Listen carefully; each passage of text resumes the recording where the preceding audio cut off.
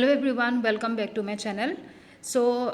Today we are going to discuss about the remaining parts of our UGC NET July 2018 question paper, that is paper number 1. हम लोग तो ये discuss कर ही रहे हैं and ये पार्ट 4 है. ठीक है, तो आज हम डिस्कस करेंगे क्वेश्चन नंबर 26 से क्वेश्चन नंबर 41. ठीक है, 25 तक हम लोगों ने डिस्कस कर लिया. अगर आप लोगों ने देखा नहीं है तो मेरे वो प्लेलिस्ट में जाके आप लोग देख सकते हो, नहीं तो डिस्क्रिप्शन बॉक्स में भी मैंने लिंक दे दिया है.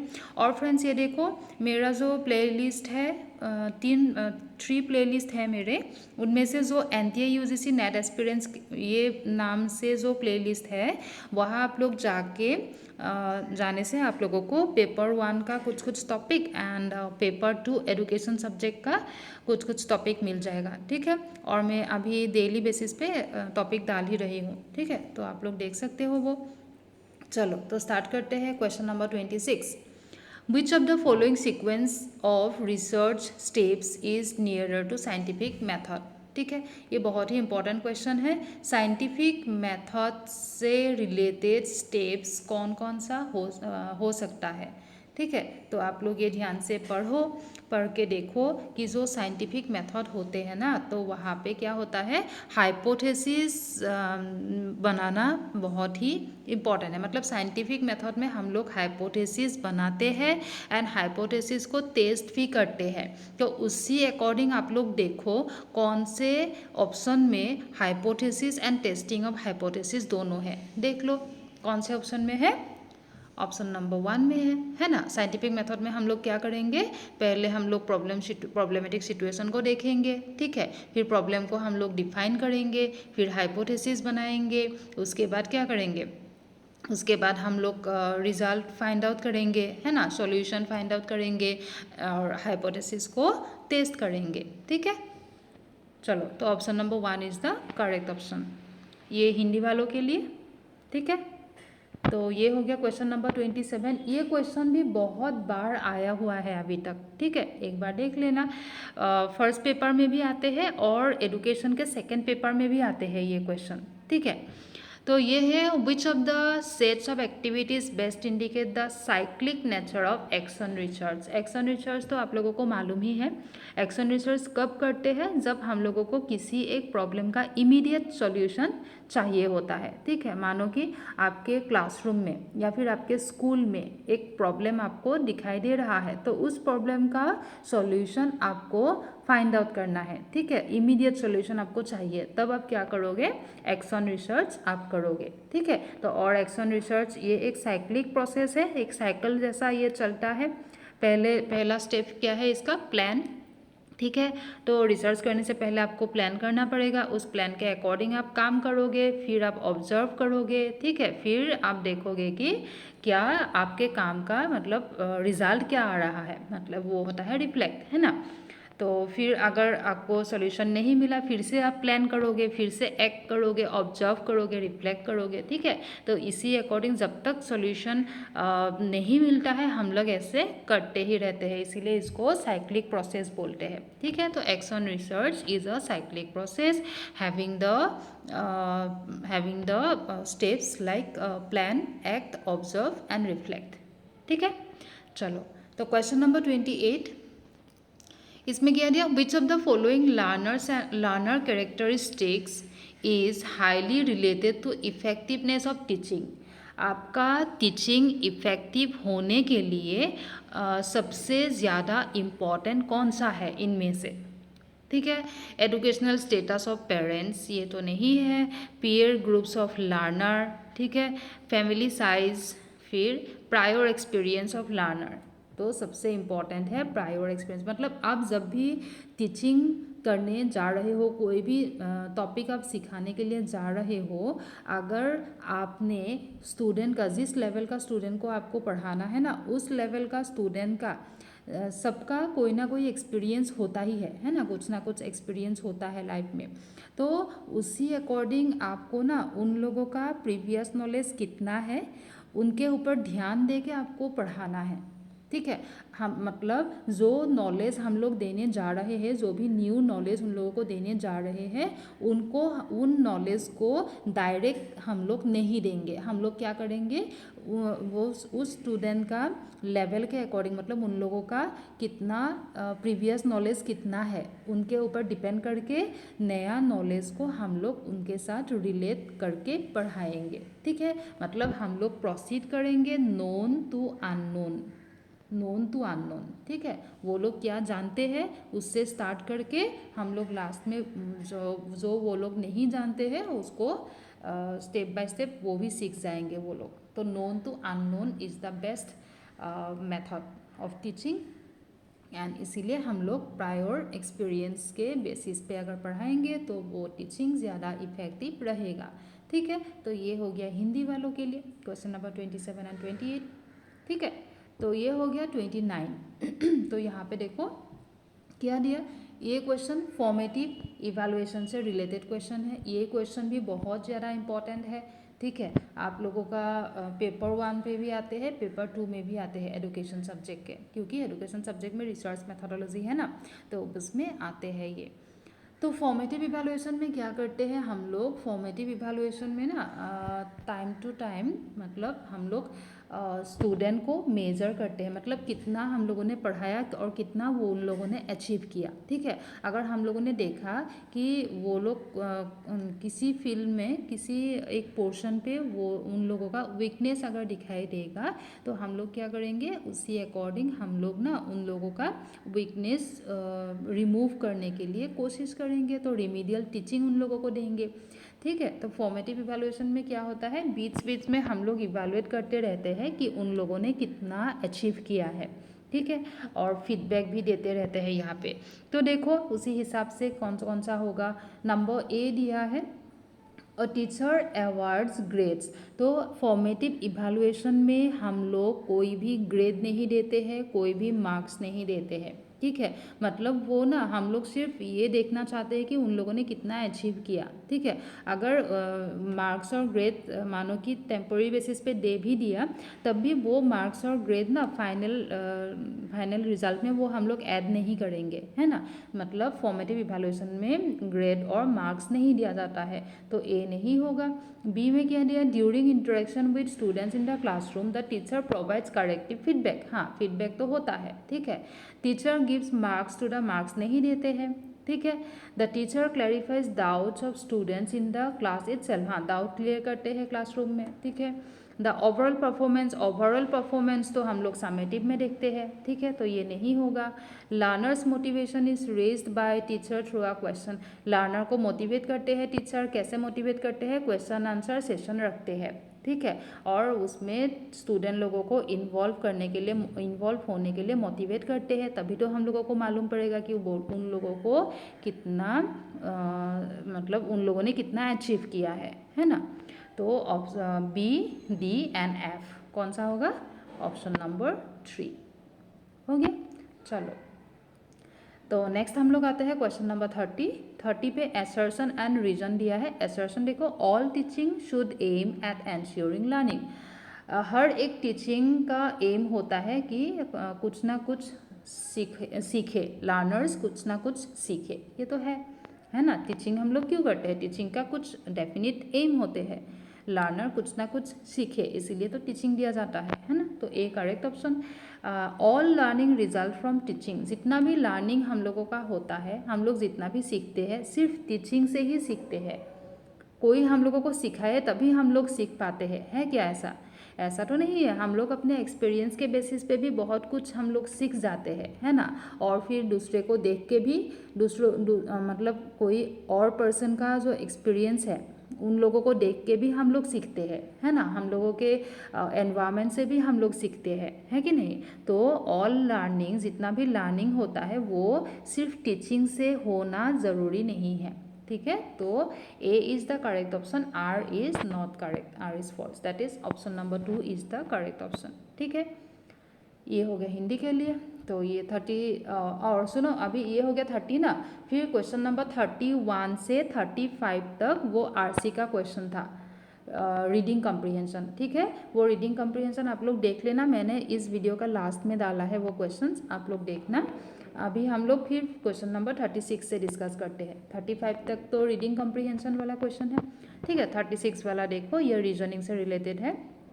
Introducing Rakesh to her husband a woman said, एक ओमेन ने क्या किया, राकेश बोल के कोई एक पर्सन है, उनको ओमेन ने अपने हस्बैंड के साथ इंट्रोड्यूस करा के क्या बोला कि ही इज़ ब्रदर्स फादर। मतलब ये जो राकेश है ना, राकेश का जो भाई है, राकेश है ना, राकेश का जो भाई है, राकेश का ब्रदर का जो फादर है वो क्या है, is the only son of my grandfather. तो मानो कि यहाँ पे वो ओमेन है ना, ओमेन इसको राकेश को बोल रहा, अपने हस्बैंड को बोल रहा है कि ये जो राकेश है ना, राकेश का जो ब्रदर का जो फादर है वो कौन है, वो मेरे, मतलब वो ओमेन ने बोला कि मेरे जो ग्रैंडफादर है, तो उनके फादर अगर इस स्टेप में आएगा तो ग्रैंडफादर यहाँ पे आएगा, तो उनका जो ग्रैंडफादर है, उन ग्रैंडफादर का एक ही लौता बेटा है, तो बेटा वो है। तो अगर उनका ग्रैंडफादर का ये बेटा है तो ये कौन था, ये तो इनका फादर है। और ये कौन है, ये तो राकेश का ब्रदर है। तो राकेश और उनके ब्रदर के फादर ये है ना। तो फिर इस ओमेन का ग्रैंडफादर का भी तो एक ही फादर है, एक ही बेटा है। तो अल्टीमेटली क्या हुआ, ये तीनों भाई बहन हुआ, है ना। तो आपको पूछा गया है कि the woman is related to Rakesh, मतलब वो ओमेन राकेश का क्या लगता है, तो वो ओमेन राकेश का सिस्टर लगते हैं, है ना। तो क्वेश्चन नंबर 37 देखो, विच of the following sets of statements is correct for describing the human communication process. Human communication process को डिस्क्राइब करने के लिए कौन कौन सा स्टेटमेंट ट्रू है। नंबर 1 दिया है, non verbal communication can stimulate ideas, है ना। हम लोग का क्या होता है कम्युनिकेशन सिस्टम में, वर्बल कम्युनिकेशन जितना इम्पॉर्टेंट है, नॉन वर्बल कम्युनिकेशन भी उतना इम्पॉर्टेंट है ना। नॉन वर्बल कम्युनिकेशन से भी हम लोग बहुत कुछ आइडिया शेयर कर सकते हैं। सिर्फ वर्बली या सिर्फ वर्ड के बेसिस पे हम लोग अपने आइडिया शेयर करें, ऐसा कोई मतलब कंपलसरी नहीं है। नॉन वर्बल कम्युनिकेशन से भी आइडियाज स्टिमुलेट हो सकता है, ठीक है। तो ऑप्शन नंबर ए होगा। फिर communication is a learned ability. Communication हम लोग सीख भी सकते हैं दूसरों से, है कि नहीं। हाँ है, हम लोग कैसे किसी के साथ कम्युनिकेट करना चाहिए, किसके साथ कैसे बिहेव करना चाहिए, वो तो हम लोग सीख भी सकते हैं, है ना। तो communication is a learned ability, ये है। Then number C, communication is not a universal panacea. Communication ऐसा नहीं है कि हर एक मतलब क्या बोलते हैं वो, हर एक लेवल का समाधान कम्युनिकेशन से नहीं भी मिल सकता है ना। तो ये भी करेक्ट है ना। फिर डी क्या है, communication can not break down, ये भी ठीक है, क्योंकि कम्युनिकेशन को कंटिन्यूअस प्रोसेस माना जाता है, ये ब्रेक डाउन नहीं हो सकता है, ठीक है। तो यहाँ पे क्या हो गया, A B C D are the correct option, ठीक है। ई में क्या दिया है, मोर कम्युनिकेशन से मोर इफेक्टिव लर्निंग होता है, ऐसा तो हम लोग नहीं कह सकते हैं। ज़्यादा कम्युनिकेशन करने से ज़्यादा इफेक्टिव लर्निंग ऐसे नहीं कह सकते हैं, ठीक है। और एफ क्या दिया है, value of what is learn through classroom. Classroom communication में हम लोगों ने जो सीखा है, मतलब स्टूडेंट ने जितना सीखा है वो उन लोगों के लिए इतना इम्पोर्टेंट नहीं है बोला है, तो ये भी नहीं है, क्योंकि कम्युनिकेशन क्लासरूम कम्युनिकेशन से जो भी सीखा है वो इम्पोर्टेंट होता है स्टूडेंट के लिए, है ना। तो E and F R the wrong option, ठीक है।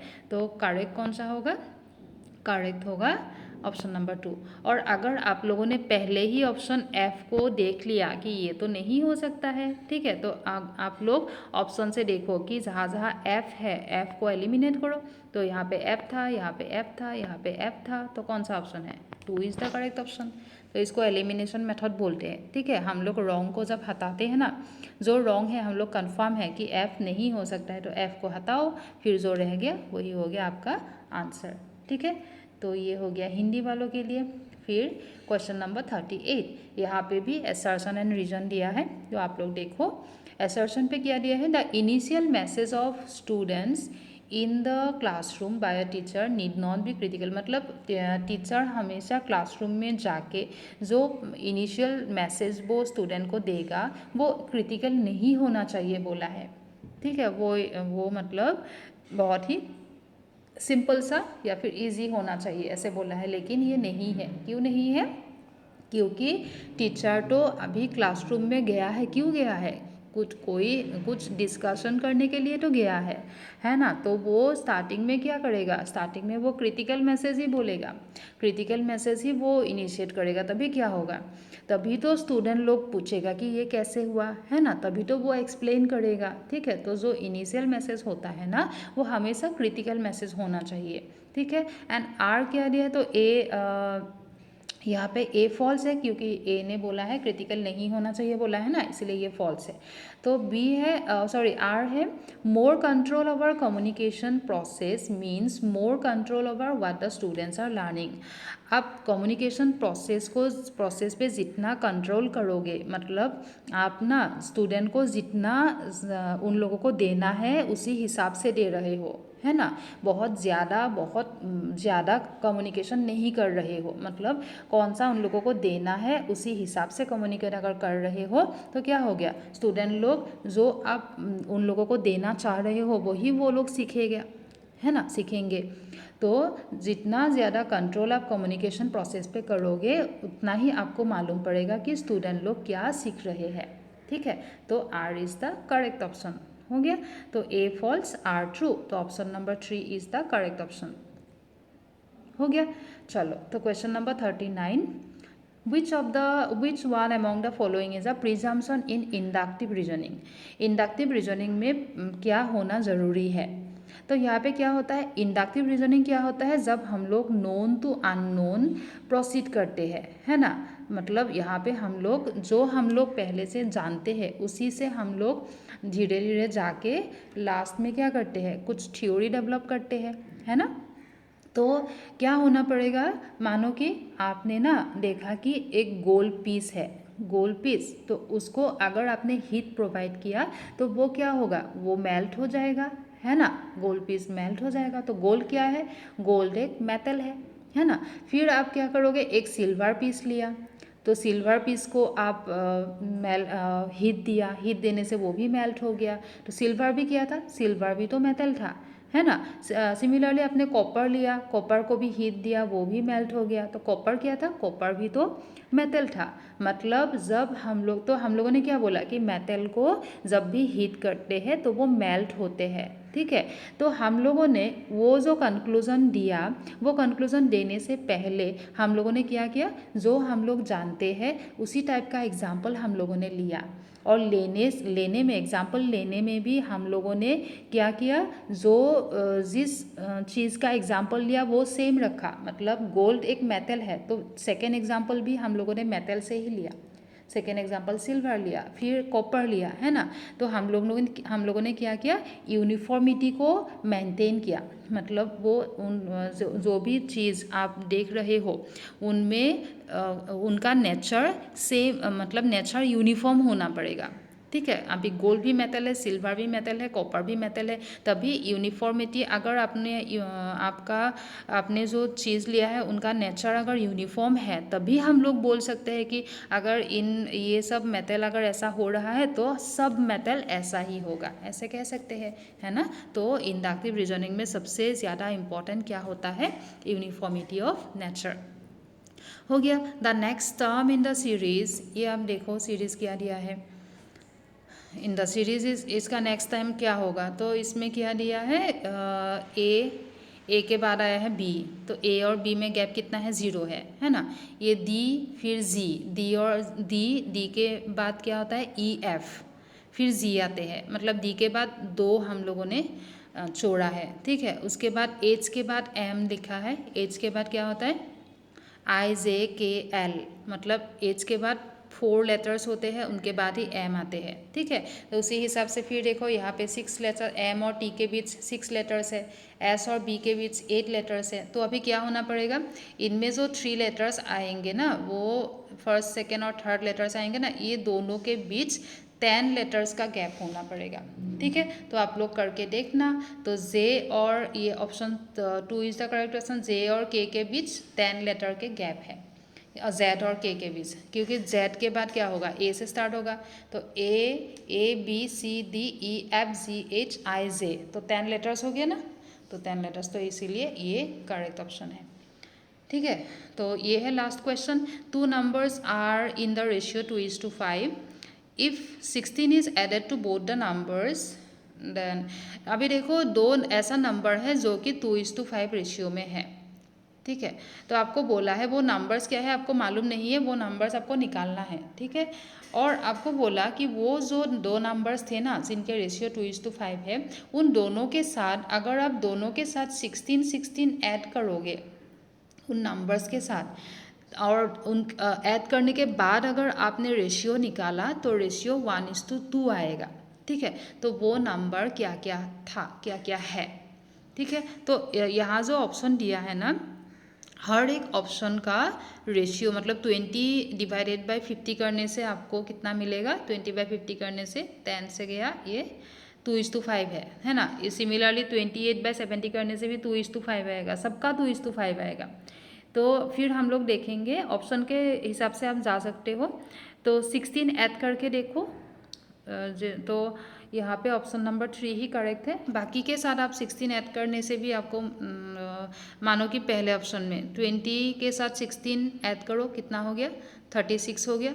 50 के साथ 16 ऐड करो कितना हो गया, 66 हो गया, है ना। फिर इन लोगों का रेशियो निकालो, 36:66, ये 1:2 नहीं आएगा, है ना। तो ऑप्शन नंबर 3 में देखो आप 32 के साथ 16 ऐड करो कितना हो गया, 48 हो गया। एंड 80 के साथ 16 ऐड करो कितना होगा, 96 हो गया। तो इनको 48 से ही काट कर सकते हैं, ये 1 टाइम्स ये 2 टाइम्स, तो 1:2 हो गया, है ना। तो यही बोला था कि जो 2 नंबर थे ना उन लोगों के साथ दोनों के साथ 16 ऐड करोगे तो फिर वो नया रेशियो जो है वो 1:2 आएगा। ठीक है, तो option number 3 is the correct option. ठीक है, तो अभी हम लोगों ने 41 तक डिस्कस किया है। तो नेक्स्ट वीडियो में हम लोग बाकी 42 से लेके 50 तक ख़त्म करेंगे। और ये जो आरसी मैंने बोला था ना, क्वेश्चन नंबर 31 से 35 तक आरसी का क्वेश्चन है, तो ये है आरसी, आप लोग देख लेना, ये हिंदी वालों के लिए, और ये आरसी रिलेटेड क्वेश्चन। ठीक है, और जो करेक्ट ऑप्शन है उसमें टिक किया हुआ है। ठीक है, तो 31 का करेक्ट ऑप्शन है 3, 32 का करेक्ट ऑप्शन है 1, आप लोग देखना ये पैसेज से। ठीक है, और 33 का करेक्ट ऑप्शन है 3, 34 का करेक्ट ऑप्शन है 2 एंड 35 का करेक्ट ऑप्शन है 4, तो आप लोग ये देखना। ठीक है, तो नेक्स्ट वीडियो में हम लोग ये जो जुलाई 2018 का क्वेश्चन पेपर डिस्कस कर रहे हैं ना, ये ख़त्म हो जाएगा। क्वेश्चन नंबर 42 से 50 तक क्वेश्चन हम लोग लेके आएंगे। ठीक है, चलो वीडियो अगर अच्छा लगा है तो एक लाइक करना, शेयर करना अपने फ्रेंड लोगों के साथ, सब्सक्राइब कर सकते हो चैनल को। ठीक है, तो बहुत ही जल्द हम लोग मिलते हैं रिमेनिंग पार्ट्स को लेके। ठीक है, चलो थैंक यू।